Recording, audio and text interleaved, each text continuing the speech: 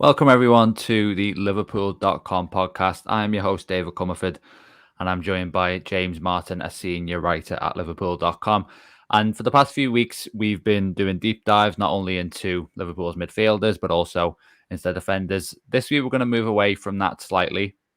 And we talked a lot about what Trent Alexander-Arnold and what Liverpool can achieve with this new system. Obviously, with Trent Alexander-Arnold basically as kind of this hybrid midfielder moving between that role and right back. And we assume that they're going to retain that system for next season as their primary way of playing, just based on the success that they had at the back end of last year, obviously. But obviously, Trent Alexander-Arnold can't play every game. So we were sort of wondering what Liverpool are going to do as their plan B, and what they'll do when Trent Alexander-Arnold isn't playing. That probably won't be too regular an occurrence, certainly in the biggest competitions. I mean, you look at Trent's injury history, he's only missed 23 games in his career. So from that point of view, hopefully there won't be too many absences. But obviously there needs to be rotation. There might be the odd absence here and there. And with the Europa League group stages in sort of the first half of the season, we probably wouldn't expect a player of sort of Trent's quality to feature too much in that stage of the competition. So there will be sort of a different Liverpool template, we suspect, being used by Jurgen Klopp. So let's start it off, James, by talking about kind of that area of the squad. Do you think it's a mistake that Liverpool haven't brought in another right back this season? Obviously, we've seen Calvin Ramsay go out on loan to Preston a year after he joined, and while maybe certain players have come back from loan, that certainly hasn't been that sort of specialist acquisition. I don't think it's necessarily a mistake. I mean, obviously the change in shape that you touched upon there does kind of change the equation. But if you look at how Liverpool have operated that right back space for a long time now, basically since Alexander-Arnold's emergence, it's been sort of a given that he'll play whenever he's fit, whenever he's available, and then there'll be a promising, probably academy graduate as that kind of backup option. We saw Nico Williams fill that role for quite a long time and fill it quite well, to be honest, for what he was needed for. Like I say, when Alexander-Arnold can play, he will play, 99 times out of 100. So it's not been a position where Liverpool needs someone exceptional necessarily. It just needs someone who's a profile match. And in the past, that's just been a highly attacking fullback, someone like Nico Williams. Maybe that profile changes with what we're asking of Alexander-Arnold now, and I think we'll touch on that more sort of as we go through. But in terms of just purely right back cover, if we're still sort of viewing him as a right back, I think you have to look at Conor Bradley and say he's come back from loan to be that player, the Nico Williams equivalent or the Calvin Ramsay equivalent, if you will. Obviously, Ramsay didn't get to fulfill that function last season because he was beset by injuries, but the logic was clear. I mean, Ramsay, that deal was agreed, and I think it was possibly even the next day. It was certainly very quickly that the Bradley loan away to Bolton was confirmed. So the logic was clearly, well, we only need one of these to perform that sort of occasional cover function, rotation maybe in the cup games. It's not going to be a hugely strenuous role in terms of minutes acquired. So yeah, I think Bradley was really impressive at Bolton. Ramsay obviously couldn't impress, and he's now been loaned out. So I think that suggests to me that the club are saying, look, when we do need that right back cover, then that's going to fall to Bradley in those kind of games. And I don't necessarily have a problem in that, purely because, as you say, Alexander-Arnold has a great availability record. It's not going to be too often we're calling upon that kind of player, and so I think he deserves that kind of occasional chance. Yeah, I think you mentioned those players there. Sort of Conor Bradley being one of them as well, Calvin Ramsay, Nico Williams. What was interesting is, while I suppose you looked at it and on maybe the depth chart, you'd say they are kind of the natural backup to Alexander-Arnold. A lot of the time we actually saw James Milner was probably the most prominent kind of backup in reality. Bit of Joe Gomez as well here and there. So obviously Milner's now left the club, so it's going to be interesting to see kind of who sort of would be that second choice, whether it would be Bradley. I mean, obviously, like you say, very impressive at Bolton, but it is a big step up in quality. And then you've got Gomez, who's kind of a bit different. So that's a dilemma in itself. But in terms of this kind of new role that Alexander-Arnold has, where he's moving between right back and basically a defensive midfield position alongside Fabinho, how hard do you think it is I mean, not just for sort of next season, but if that is to be his long-term role in the team, then you might disagree on this, and maybe one or two names have been thrown out there.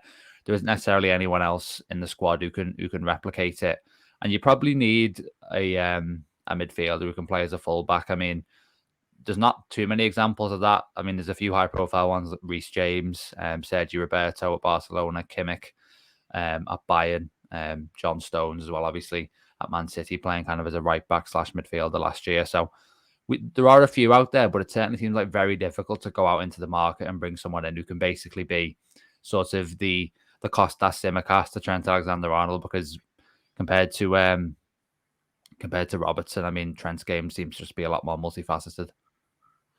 Yeah, it's almost impossible. I mean, even those players you mentioned, a lot of them can function in midfield, and they're technically proficient enough. I'd put John Stones in that category, but they don't bring what Trent Alexander-Arnold brings to the midfield, because I mean, very few do. Even your sort of out and out creative midfielders, if you compare Trent directly to them, there's still only a few who you'd put above him. Kevin De Bruyne is the only one in the Premier League who immediately springs to mind, to be honest. His range of passing, his vision, and then ability to pull off those balls. It's incredible, and trying to replicate that, within the current squad or out in the market is always going to be a really tough ask. And yeah, like you say, now that he does have that kind of double role of right back / midfielder, it's become even harder to find someone who can adequately sort of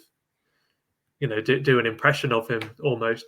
It's interesting that Ramsey's the one who's gone out on loan, because one of the reasons cited for going for him from Aberdeen in the first place was that he did have a lot of similarities in his game to Trent Alexander-Arnold. I've not watched him loads, I have to say, but people who have said that they see those stylistic similarities. That's not to say that he's played in the middle. This was before the Alexander-Arnold experiment had got going, so it's still very much an unknown whether he could be one who does have the skill set to cover that role in the longer term. And obviously we won't find out this season because he'll be off at Preston. So that's one possibility gone. But yeah, I don't think there's anyone who can step in and do the role like he does it, because he's a generational talent. But that's a problem Liverpool have in most areas of the squad, because they do have very good footballers who it's hard to replace in that like for like manner.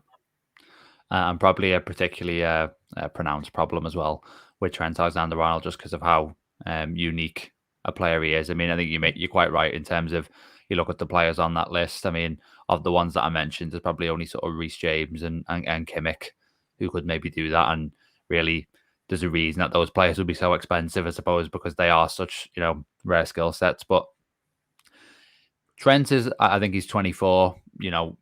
We presume he's going to be at Liverpool for the rest of his career. So, I mean, if he is going to be, we might be getting ahead of ourselves a bit, but certainly based on the trend and the way things are going at the moment, it looks like he's going to play a lot in midfield, whether that's kind of permanent or in this hybrid role, which seems to be the option that's seen as the best fit at the moment. If that is kind of his long-term position, do Liverpool need to think about, if they can't necessarily go out and get someone else who can do it, does that need to be almost in a strange way the manner in which like academy players and young players are raised now, not just to be able to play as a fullback, but also to be kind of comfortable, creating and inverting into midfield? And I mean, that might even be something that we see not just at Liverpool, but in terms of the fact that, we got Man City and Arsenal doing it, the two best teams in the Premier League last season, obviously teams across Europe as well. I mean, it feels like, we've seen Trent and Robertson revolutionise the role of the fullback. Trent might be part of kind of re-revolutionising it in a strange way, where like now the role is going to become even more complex.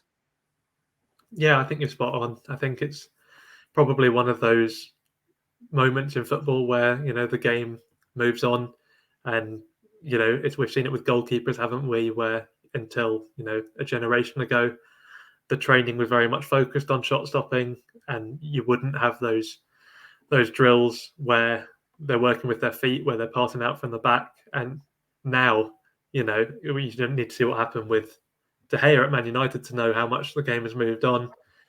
he's won the Golden Glove this season, but still there's been this verdict that he's no longer what Ten Hag wants, what United needs to move forward as a progressive modern club, and that's how quickly these things go in the game. And it's premature to say that's what's happening at right back. I don't think necessarily every right back is going to need to be a midfielder from this moment on, but it does seem to be the general direction of travel. Obviously, some things in football you get tactical trends rather than seismic shifts. We saw a bit of a renaissance in the three at the back in the Premier League for a while, which is kind of still here in a new form with this right back trend, I suppose, because people are shifting into midfield, forming a de facto three at the back. But the kind of rigid 3-5-2 type thing or 3-4-3, the Antonio Conte effect really didn't last too long. So it could be a more fleeting trend. But I think from what we've seen so far, like you say, with lots of top managers looking to do this kind of inversion, I think it does seem to be the natural next step. So yeah, I think it will be a trend across multiple clubs, and particularly at Liverpool, like you say, if that is going to be Trent's role. Part of the academy's function will be to find the next player to come in and deputise and maybe one day take over. So yeah, I think they have to take their lead from the first team and from what Klopp's doing. Yeah, there definitely has to be that kind of philosophy trickling down almost.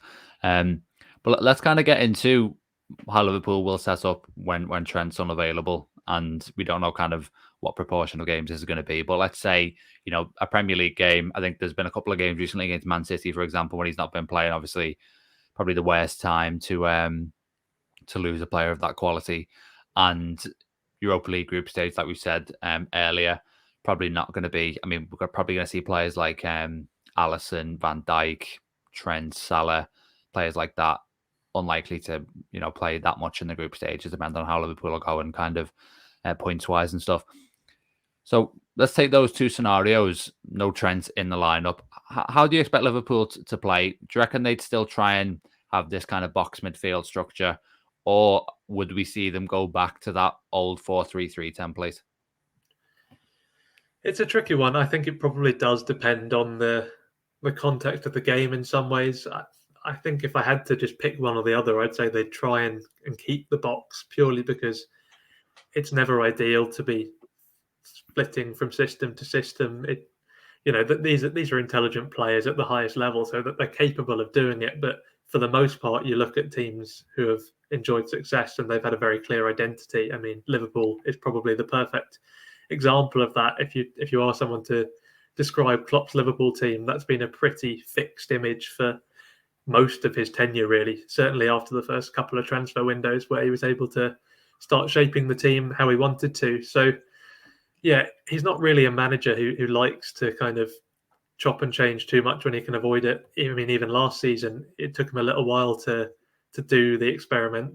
I mean, the Trent experiment, for example, which people have been calling for years even. So yeah, I don't think that'll be what he wants to do. But then, of course, you do circle back around to the problem of who plays in place of Trent, because as we touched upon, there's no one within or outside of the squad who can really do that particularly convincingly. So yeah, I think probably we are looking at someone still being asked to perform that hybrid role, but maybe it's someone who you don't necessarily associate with those skill sets. I think one interesting possibility, we've talked about John Stones at Man City. He's sometimes done that kind of stepping into midfield from a centre-back base, and then the right-back is tucked in. So one thing you can look at is maybe you play Joe Gomez as the right-back.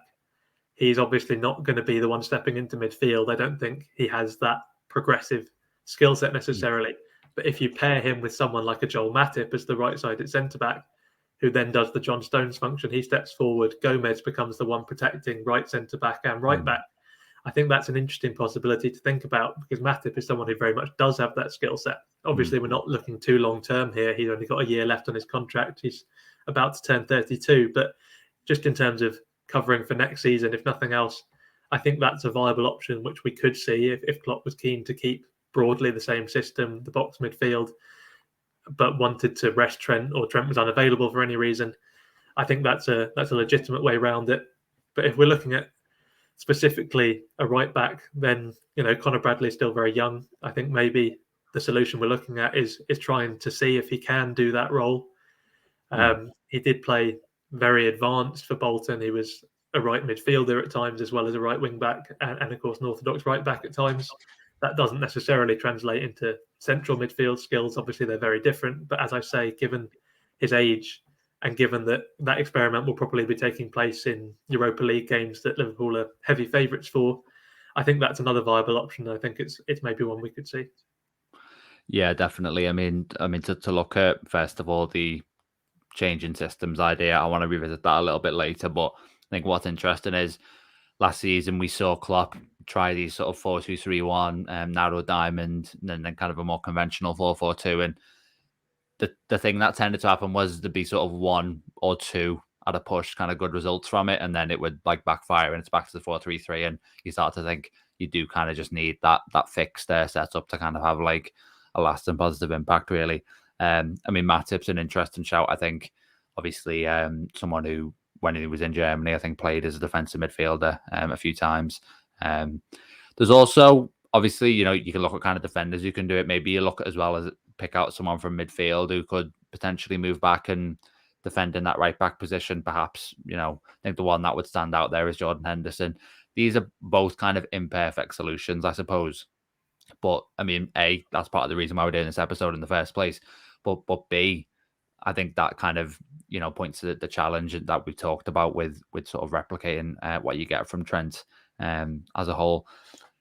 Do you think the new signings that Liverpool have made, obviously McAllister and Szoboszlai so far, but also the way Curtis Jones played in this new system, the way it probably suits Harvey Elliott a bit better? I mean, it feels like Liverpool are trying to move not just kind of Trent, but the whole squad towards this system. I mean, maybe that does point us to, in terms of linking it back to that previous question, kind of being committed to this shape, almost no matter what, and this being kind of the number one system now.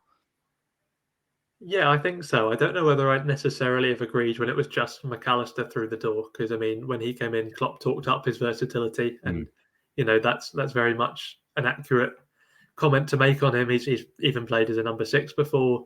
He's played as a number 8. He's played as a number 10. So he struck me as a signing who could almost have been hedging bets in terms of what Liverpool were going to do with the system. But Szoboszlai, not so much. He does have versatility, but in a different way, really. He can play as an advanced number 8, or he can play as a number 10, but he can play as a winger as well. He's been playing as a winger most of last season for RB Leipzig. That comes with a caveat, if you will, because their wingers are very narrow, and you could maybe make the case that a winger at Leipzig is more similar to Liverpool's new advanced number 8 role than it is to someone like Mohamed Salah. But the point is, if he's going to play in midfield primarily for Liverpool, which we're all expecting at the moment, then he does seem almost uniquely suited to those new roles that have been created, the new interpretation of the number 8 role. If you compare it to the sort of primarily functional Klopp midfield of not too long ago, sorry, you wouldn't necessarily imagine he's someone who Klopp would want in there. I mean, he has the pressing, which has always been a key component, but he has very attacking instincts. And we saw Wijnaldum come in. Similarly, he had those attacking instincts. He played in a front line for Newcastle, and Klopp moulded him into what he wanted to be. So you wouldn't necessarily rule out Szoboszlai thriving in that kind of more traditional Liverpool midfield either, but you wouldn't necessarily think he'd be the one Liverpool would go for if they were planning at the moment to just revert back to what they'd done before with the midfield. It does look very much like, for the time being, the plan is sticking with those advanced 8s. Like you say, it brings the best out of Jones and Elliott as well, and the benefits for Trent we've been talking about. So yeah, I think if I had to guess, I'd say that it does look like the plan is in place with those transfers to keep going with the new system. Yeah, I think what's interesting as well, if you mention it kind of suiting young players, it probably doesn't suit Henderson and Thiago. Henderson, I mean, he can play kind of maybe one of the 2 number 6 roles, but you feel like he doesn't necessarily fit the advanced 8 role that well, just because he doesn't necessarily have the attacking skill set that you need for it. And Thiago as well probably was best as that left-sided number 8 in the old system. So it's almost kind of like out with the old, in with the new in a way. And that's, again, what makes me wonder whether this is just going to be kind of, we talk about how the 4-3-3 was what we saw as clubs Liverpool for so long. Maybe now it is going to be this kind of 3-box-3. I mean, obviously in paper it's still 4-3-3. But in reality, obviously it's going to look a lot different because Liverpool are going to have the ball the majority of the time, and that's how they're going to set up when they do.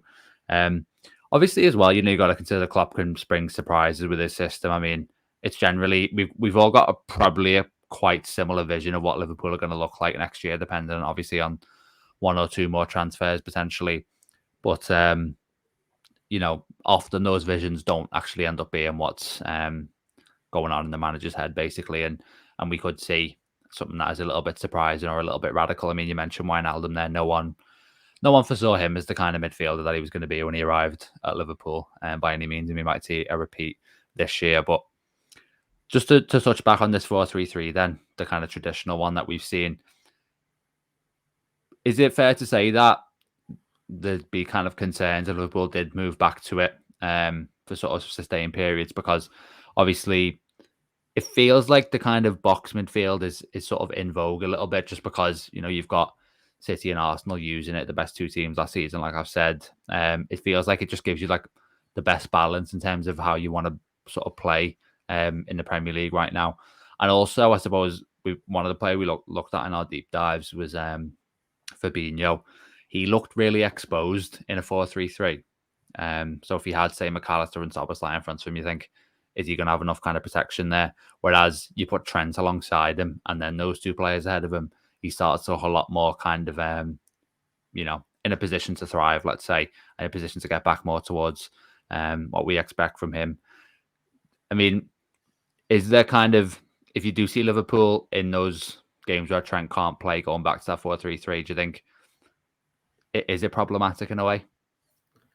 Yeah, potentially, particularly if there isn't that recruitment drive for number 6. There's still time for a third midfielder to be signed, and I do think if that happens, it's likely to be someone more comfortable in the number 6 role. I mean, the biggest links at the moment are probably, I would say, Romeo Lavia, aren't they? And he's more comfortable in that deeper role, and perhaps I'd be more confident of switching back to the sort of traditional 4-3-3 if we had someone a bit younger than Fabinho, someone a bit fresher. Just when we were playing that 4-3-3, he just looked a yard off the pace far too often.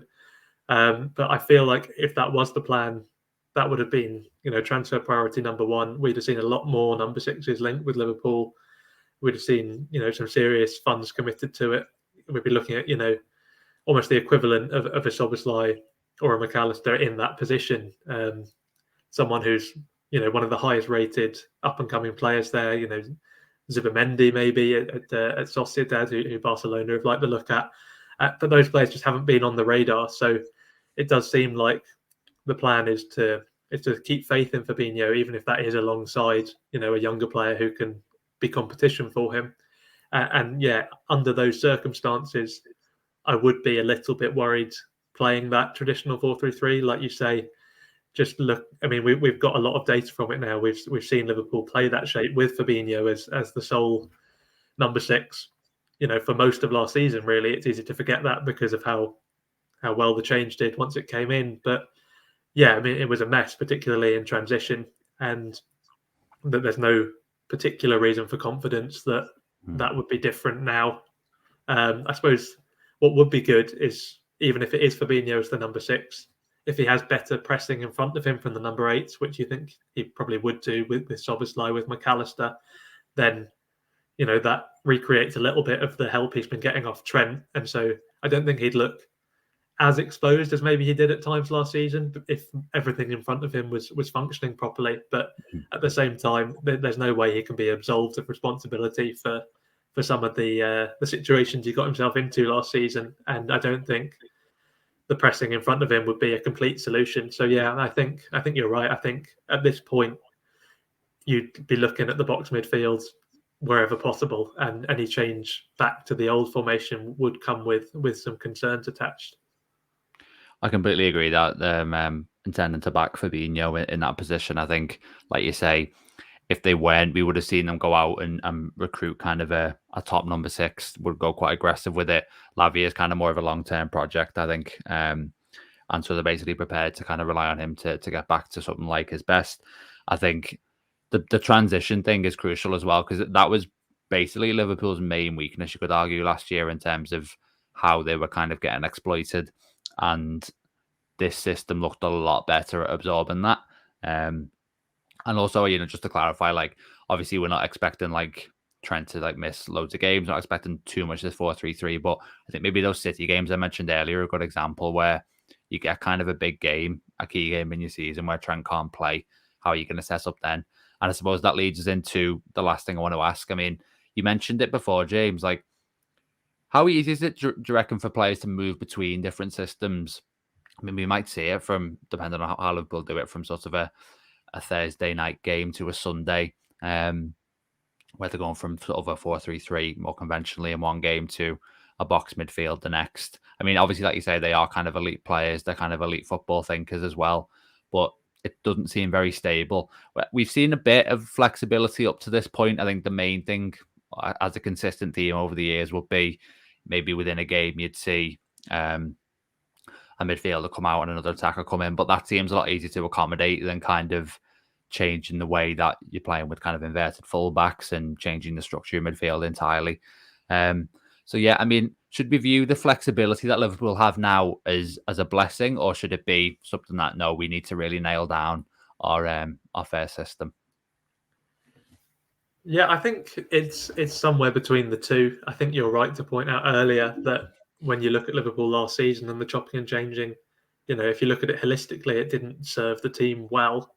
There was the occasional upturn, like you said, for a game or two, but the consistency was what was needed, and I think that's a trend in most teams who have succeeded in recent times. I suppose if you were looking for counter examples, you'd maybe say Mourinho. Big part of his philosophy is playing the opponent, isn't it, and lining up based on how he expects the opponent to line up. But I think keeping all of these changes within a kind of broadly similar tactical template, even for these elite players, is the best way to ensure success, because it means you can just drill the same thing every week. There's going to be modifications, there's going to be little tweaks depending on what you're coming up against, but it's inevitable that if you can practice something week in, week out on the training ground, then that's the thing which is going to be best come the weekend, or come midweek in the case of the European games. So yeah, it's I suppose it's maybe more of a disadvantage if Liverpool are having to chop and change between systems because of, for example, an Alexander-Arnold absence. But I think it is also worth acknowledging the other side of the coin. And I think those in-game changes that you touched upon is the difference, really, because that's the time when Klopp needs to sort of respond to something the opposition has done, or perhaps respond to the game state more to the point. So, if Liverpool are behind, maybe that's when something needs to change. That's when maybe you can change the system, and you lose a bit of familiarity from the players, maybe, but you gain a specific tactical advantage, and based on the state of the game, that trade-off becomes worth making. And so, yeah, in that respect, it's good Liverpool has options.